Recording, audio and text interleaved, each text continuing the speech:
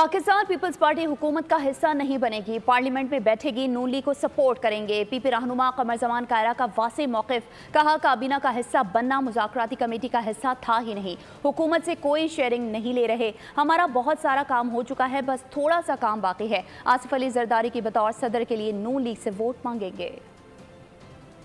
मुस्लिम league को go ahead दे दिया कि आप गवर्नमेंट फॉर्म करें, तो हमारी तरफ से तावन तो आ गया।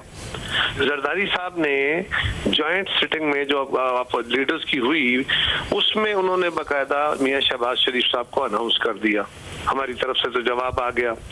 अब इशू ये है कि हम उनके साथ, अब चौथा दिन था हमारा, 4 मुलाकातें हो चुकी हैं और इन मुलाकातों में हम उनसे यही चीजें तय कर रहे हैं कि आगे कैसे आगे बढ़ना है।